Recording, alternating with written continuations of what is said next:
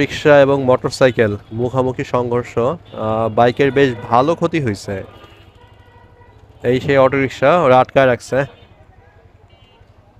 কি যে করতেছে এই অটোরিকশা, হুট হাট করে ঢুকায় ফেলতেছে।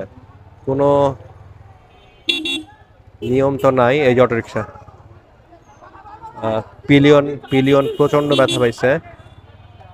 পিলিয়ন হচ্ছে এক মহিলা ছিলেন বাইকারের সাথে, সে প্রচন্ড ব্যথা পাইছে। আসলে অটোরিকশার বলে বলে আসলে কিছু হচ্ছে না, ওরা এত বেপরোয়া হয়ে গেছে, কোনোভাবেই বন্ধ করা যাচ্ছে না। এটা টোটালি এখন আমাদের বিস্ফোরা হয়ে গেছে আমাদের জন্য। নিয়ন্ত্রণের বাইরে চলে যাচ্ছে দিনকে দিন। এটা আহ, বন্ধ করে দেওয়া উচিত সরকারের তরফ থেকে। ঢাকা সিটিতে, চট্টগ্রামে কিন্তু কোনো অটোরিকশা চলে না চট্টগ্রামে। এটা খুবই ভালো উদ্যোগ। চট্টগ্রাম সিটি কর্পোরেশন প্রশাসন এটা অত্যন্ত কঠোরভাবে দেখতেছে এবং তারা কিন্তু একটা অটোরিকশাও রাস্তায় নামতে দিচ্ছে না। ঠিক একইভাবে যদি ঢাকা শহরেও যদি এই কাজটা করতে পারতো তাহলে মনে হয় অনেক বেশি ভালো হইতো।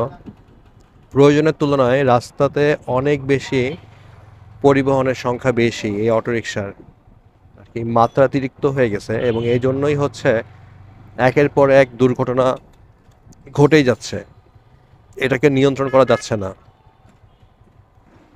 মাঝে মধ্যে দেখা যায় ছোট ছোট বাচ্চারা এরাও অটোরিকশা চালাইতেছে। আর কি কি বলবো, কিছু বলার নাই। ওভার স্পিডিং করতেছে, উল্টা পাল্টা চালাইতেছে, যায় লাগাই দিচ্ছে আরেকটা গাড়ির মধ্যে।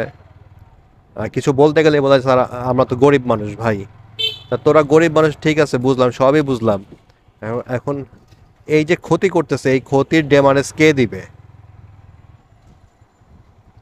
আসলে এর শেষ কোথায় এটার আসলে আমরা কেউই মনে হয় জানি না। এটা অচিরেই নিয়ন্ত্রণ করা উচিত।